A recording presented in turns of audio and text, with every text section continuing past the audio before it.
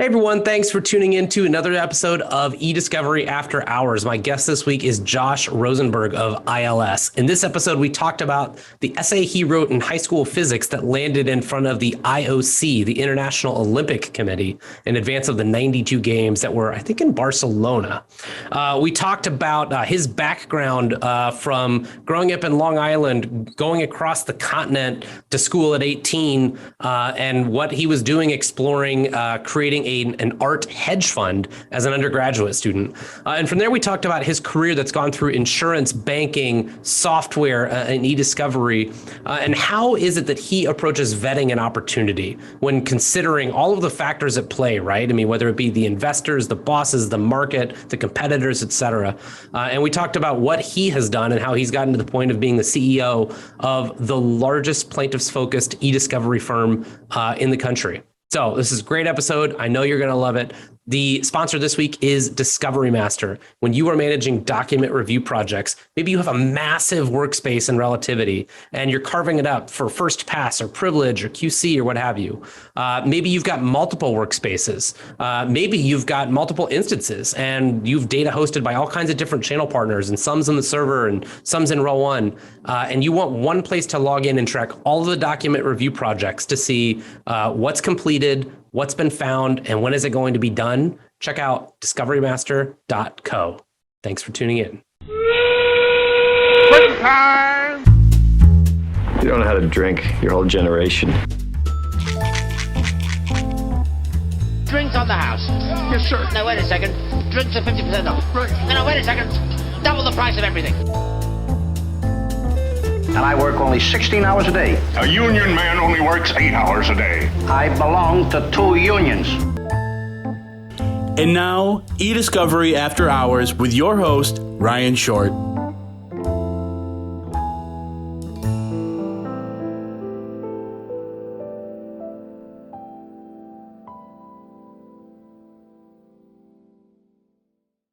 All right, Josh, welcome to eDiscovery After Hours. Cheers. Thank you, Ryan. I am cracking open my Shiner. Yeah, I got the Shiner box way up here in Texas here. Mm-hmm. I love it. Those Zoom blur backgrounds, they mess with you. Yeah, doesn't do wonders for my can of beer here. Yeah, no. But hey, it's always good to have a can of beer under the auspices of work, right? So exactly. Hence the global popularity of this silly little podcast. That was a great shtick. You know, originally I was thinking about like, where do I record and post this thing? And I was like, well, I have a Zoom license. It's easiest to record it there. And then by virtue of just like being able to read, you know, body language and facial, you know, all this stuff, I was like, oh, we'll just record this as well. And then this little shtick of posting the little clip on LinkedIn, I get direct messages after every episode. They're like, oh man, like I love like whatever the drink is. So there you go. We're about to find out who in eDiscovery is Shiner fans as well. So anybody from Texas. That's right. Yeah. Now, you're not a native Texan, right? You're a transplant. I am a transplant, but I think 11 years in Austin makes me native. Yeah, that's true. Well, I don't know if they'll say that. Well, Texans won't say that. People in Austin might. People in Austin, no. There's a difference. That's native. Yeah, there's a difference. I mean, my uncle moved to Austin in 1981, and I think Texans still don't consider him a Texan. No, not in Texas, but in Austin, yeah, you were there before it was a city. Yeah, that's right. So where are you from originally? Where'd you grow up? New York, from Strong Island. Strong Island. All right, good. Have you heard of the show? It was on AMC a couple of years ago, Turn. It's about the Culper Spy Ring and the Revolutionary War. No. Oh, yes. We actually watched like the first couple of seasons on AMC. Yeah, it was like, who knew? Like it was like a total spy game back then with the English and the redcoats and just a bunch of Quakers and Presbyterians and whatnot running around Long Island, you know, spying on the redcoats. Yeah, that's exactly what it was. That's my newest thing now. So I've been like boning up on Long Island geography as I watch this show with my wife. Most people just know the Hamptons. Yeah, I was gonna say people know like the Hamptons and they know like Everybody Loves Raymond, right? And then like that's it. So yeah, Everybody Loves Raymond was from the town next door to where I grew up. So yeah, it was there. You go. Yeah. Excellent. I dig it. All right. So what was growing up like for you? Single family or single kid, big family? You give me the lay of the land. No, usual 2 parents, 3 kids, 2 younger, smarter sisters. So all good. Yeah. That's how it was on the island. Fair. Were you an athlete? What did you do? How did you feel your time outside of school? Yep. Lots of sports as always. Played basketball, but turned out my thing was the discus. The discus? Yeah. So I went to college throwing the discus. No kidding. Yeah. Who knew? Random sports get you into good places. Yeah. Now, so this was a scholarship thing, or this was like hey? No, I played Div 3, so there's no scholarships, but it got me in places I probably should never have gotten in. So, so that was the next place I wanted to go. Your undergrad was from where? Pomona College. Yeah. Out in which I am familiar with. I actually have a friend who was out there many years ago. And I mean, it's a well-known school, but right, it's a niche, as you mentioned. Yeah, but it's a niche. Like you have to know it to know it. Yeah, right. So you went from Northeast to Southwest. Well, I don't know, you call it Southern California Southwest, but yeah, that's California. Yeah, but that's a big move at 18 years old. So how did you end up at this small liberal arts college on the other side of the continent? Oh, that's kind of a funny story, actually. So like I mentioned, I threw discus in high school. So we had this thing for AP Physics where we did a science fair, right? And so, of course, I get the brilliant idea, I'm going to do it on the physics of the discus. And just to bore you and anybody who would bother listening to the podcast, so basically in discus acts like an airfoil. So like if the wind's blowing in, discus takes off, right? So the weird thing is the Olympic Committee didn't have the discus as listed as a wind-aided event. And so I take this like science fair thing and I send all my research off to the IOC thinking that's a great idea, right? So IOC, and I was like, look, I'm not a big fan of wind-aided events, but, if you're going to have them, at least be consistent. The discus is most affected by wind, anything other than javelin. So, discus should be wind-aided. So I couldn't believe it. The head of biomedical research from the IOC writes me back and says, thank you for your paper. And we're going to look into changing this for the 92 Olympics in Barcelona. Whoa. So Pomona has this essay on their application of if you could do research on anything you wanted, what would it be and why? So I write all about this, whole story. So net, I get into Pomona. And of course, they've got this like reception for all the kids in New York who get in. And it's at some like hoity-toity trustee's house on the Upper East Side. One of these things like where the mahogany elevator like opens right into the guy's place. So of course, I had a track meet out on Strong Island that day. My mom comes and picks me up and I forget to bring shoes. So I've got my stupid discus shoes, which look ridiculous. I'm walking into this guy's house. I'm like, they're going to kick me out. Yeah. So I walk in, my worst nightmare happens. Some dude looks at me, looks down at my shoes, looks back up at me, and he goes, oh, you must be Josh Rosenberg. You must have just come from a track meet. So how'd you throw the discus today? I was like, dumbfounded, like, what? Yeah. So, I'm like, I won. So finally, I gained my composure like half an hour later, and I finally go find this guy. And I'm like, I got to ask you, who are you and how'd you know I threw the discus? He's like, oh, I'm sorry. I'm Bruce Pock. I'm the Dean of Admissions for Pomona, and I read your essay. And so I said, okay, if the Dean of Admissions knew me because of my shoes, that's the power of one, and, a place where you actually matter because they took the time to get to know you. So ended up in California. Who knew?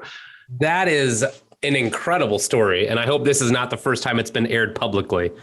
Probably. Yeah, I'd lean on that hard. That's fantastic. I mean, heck, it wouldn't matter if I was there, if the dean didn't know my name. If I was in an elevator that opened up to a guy's penthouse on the Upper East Side, I'd be like, I want to be like him. I'll go to wherever he went to school. Exactly.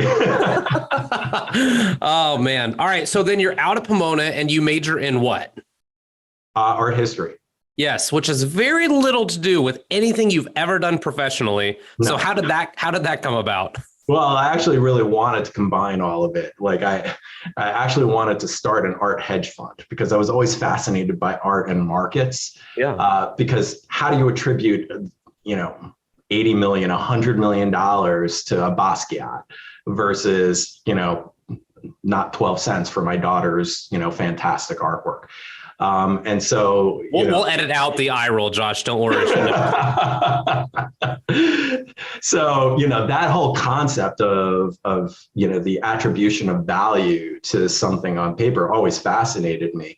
But then, you start thinking about it, and, obviously with business school, I later kind of put a finer point on it, but really using art as a, kind of a hedge against the other markets. It puts another piece into a beta calculation. So, you can really use anything to like that as a commodity class to diversify a portfolio. And I really wanted to start, putting together a collection of paintings to actually do that. And so I actually pitched it to banks and stuff like that. It didn't go anywhere. And now, of course, it's like all over the place. Somebody took my idea and did exactly that of creating art as an asset class. But that was my big idea back then. I love art and, I love the theology behind it. So. Yeah. Now, are you an artist yourself? No, I can't draw a stick figure. All right. This is just a Moneyball play. This is a Freakonomics thing. No, I mean, I love, getting into the why and the how of what other people can do because I'm useless. I can't do any of it. So I admire creativity in other people because I have none of it myself. Okay, that's fair. So now if creating the art hedge fund was the big idea when you're 18, 19, 20 years old, did you know then that law school was the next step, or was that a left field surprise? So I actually started a master's in art history along with law school. So I kind of got into both, but that would have required another year in university at that point, and I was kind of ready to get on with it by the time law school was done. So, so I was well underway, but I kind of left that master's hanging on the cutting room floor. Yeah, but you did collect degrees because then you ended up with an MBA from an amazing institution, right? So when I lived in Chicago, I pined for a Booth MBA, and I had to settle for another top 20 program, but it's not Booth, right? Man? Yeah, go Hoosiers, right? I go Kelly's. You got to brand it properly. It's the Kelly School of Business. Kelly School, yes, at Indiana University. Yeah. Well, as long as we don't say Ohio State, it is the Ohio State University now, trademarked. I was going to say it's trademarked now. Exactly. I mean, unbelievable. I thought, just as a casual sports fan, I see that being filed, and you roll your eyes like, right, who's going to get the trademark for the right? And lo and behold, I'm not a JD, so that's why. I guess. There you go. What I don't understand is somehow Michael Kors managed to get the trademark for it, and they had to work out a deal with Michael Kors to get it, but okay. Yeah. I mean, honestly, like the older I get and the deeper I've gotten into my business career, the more I realize that like just IP is everything, right? Because you can just parcel out your portfolio as you need an influx of cash for whatever reason. So God bless Michael Kors for going out and grabbing that. All right. So you're from Strong Island. You go across the country to undergrad. You come halfway back for 2 graduate degrees, and then you start your career, which again has nothing to do with what you're doing. You have skipped through insurance, banking, the mortgage industry. I think there was a pure technology play, and then you got into legal sales. Is that an accurate 15-second summation of your career? Not so much sales. I kind of went in on the strategy and operations side on legal. Okay. The CFO of LexisNexis happened to have been a client of mine and had a company called the Corporate Executive Board, which is now Gartner. So it was in her office, and she said, "Hey, you'd be perfect to do this." So okay, let's talk about Seattle. So that got me into eDiscovery 15 years ago. But I mean, I was a litigator. I mean, I had done doc reviews, so it anything that was foreign to me, it felt like coming home, Sure. and that's why, it sort of was nice to come at it from the technology and the business side. Having the legal background and having done it just kind of made me empathetic to the client base because I stood in those shoes. Right. Like Okay, so so I didn't know many, that you like would- so many of us have, right, and that have ended up in eDiscovery. Right. Yeah. No, I didn't realize that you would litigate it. So that makes sense. Now it's more of a full circle moment. Yeah. So instead of talking through, right, kind of the traditional, like, what did you do here? How did you move to this? What did you do this? I think it would be, in this era of the Great Resignation and whatnot, in a red hot market across various sectors, and certainly eDiscovery is one of those. I'd be interested to hear, industry or position aside, how do you approach an opportunity and vet it, right? So in MBA parlance, for those who don't listen, or aren't aware, there's this thing called Porter's 5 forces, right? And so I leaned on that model, for example, when I decided to move into the role that I'm in now. And you can Google that, and there's a wealth of information out there for those who aren't familiar. But talk to us about how you evaluate an opportunity, whether that's the investors or the boss or bosses that you'll have, the industry, et cetera. Talk us through, because you've had an impressive track record, and so I think this is a skill set that a lot of folks probably don't have. Right? They feel like they're grasping in the dark when an opportunity presents itself. So how do you approach that? I kind of look at it. The things I look for are opportunities where I can disrupt the space. So one of the things that many of your listeners might be familiar with is something called the challenger sale, and the challenger model. So that came from our old company, Corporate Executive Board. And, if you read the book, it was a bestseller for like forever. But really what they did was they broke salespeople down into 4 main categories. And they found that the ones that are by far the most effective are what they call challenger salespeople. And the idea here is that you are not there to make friends. You are not there to build a relationship. You are there to challenge the way somebody does business because there are better ways. And so what I look for are opportunities that will enable me to challenge the market. Because that's when you have the ability to achieve disruptive growth. And when you can really disrupt the way people are acting, and present them with a compelling value proposition that way, it's a lot more interesting to me than just going out there, with a Me Too type offering and saying, my people are the best, or my service is the best, or my software is the best. You need something that's going to really change the way people think. And so those are, the opportunities I look for. Can I put you on the spot and ask for a little example, a little case study of how you've done that and applied that? Sure. So give you 2 examples, my last 2 roles. One was a company called Infinium, where we had developed what I still think is pretty groundbreaking information governance technology. And that really changes the way you think about something that we've all taken for granted, which is early case assessment, right? If you can be doing early case assessment on data where it resides, that completely strips out the need to go collect everything, do a smash and grab, process it all, load it up into your review platform of choice, and only then start figuring out what you've got. If instead you're in the source and can start doing all of that same filtering and culling, you only pull out the set that needs to actually be reviewed and just process that data. Everything else stays behind the firewall or in its original source. A profound difference between the way people have always done ECA versus what they could do now. And then you look at my current role, taking over a company called ILS, International Litigation Services. So there, I think it's a pretty unique play because it's really, I don't know about the only, I can't swear to that, but it's certainly the largest plaintiffs only eDiscovery firm. And where everyone else pretty much focuses on the defense side, which makes a lot of sense. That's where the data sources are. They've really neglected the plaintiffs market, and there's a lot of value to be playing there. And so developing specific workflows, because they're very different on the plaintiff side than they are on the defense side, that really enables you to kind of come in and create value where other people don't bother to try to play. So it's finding those specific niches and areas where you can differentiate and be compelling. That's what I love doing. And I think, back to your Porter's Five Forces comment, I mean, those are the opportunities I tend to seek out. Yeah, absolutely.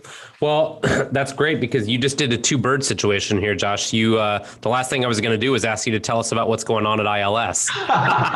So do you want to put a bow? Do you want to put a bow on anything about, what you guys are doing or what your differentiators are or what we can expect to see from ILS over the next couple of months? Yeah, I mean, I think it's great because, like I was mentioning, just being able to focus in on the plaintiff's market, it really lets you kind of think very differently about eDiscovery. And, as I've learned, like a lot of these multi-district litigations form up in very different ways, and it's many firms coming together. So you've got a group that does that. And obviously you've got your joint defense groups on the defense side too, but I think it's a little different when you're going out there. Like, for example, like one of the cases that's forming now, Camp Lejeune, you've probably seen the ads on TV every night at like 2 a.m. You're probably not up like me. But, I think it sounds like the president's going to sign a actual bipartisan bill into law this week that's going to allow for claims to be filed against Camp Lejeune because, I think they're estimating 1 million people were actually injured there, between the 50s and really into the 90s. So, getting in and understanding what the plaintiff's needs are, being able to help capture, 1 million different claimants, their medical records and their data. It's a very different workflow from trying to just go find all of the defense records from the government, right? So, so we're really, looking to expand out beyond just MDLs and really start helping, all kinds of plaintiffs' case from single event to, antitrust to med mal. I mean, other places where the plaintiff's market has actually been slow to digitize. So we're really trying to democratize and transform the way the plaintiff's market even thinks about managing data in their business. And, that's really our mantra and what we're going after now. So I think a lot to come, there as we kind of get through the rest of the year. There'll be probably several big announcements. Yeah, we'll have to have you back in season 2 of this podcast and dig into. I can't believe we're still in season 1, Ryan. This is amazing. Well, that was a bit of a wink and a nod comment. There's no real seasons, and I dubbed this a weekly show, and then if it gets out 2 or 3 times a month, that's pretty good. But the mantra of follow the money, right? I mean, the economics of the plaintiff side and the defense side are so different. And so being a plaintiff's only provider is so smart for you guys, right? Because you're able to tailor all of your operations, all of your go-to-market strategy around one segment of the market in a way that defense-focused firms would really struggle to do. So it'll be interesting to hear the kind of successes you guys have as you take that to scale. And so I won't ask you to spill the beans publicly, but I'll harass you. Awesome. Well, Josh, thanks so much for coming on the show. Really appreciate it. Thanks, Ryan. I really appreciate the chance. All right. Cheers. Okay.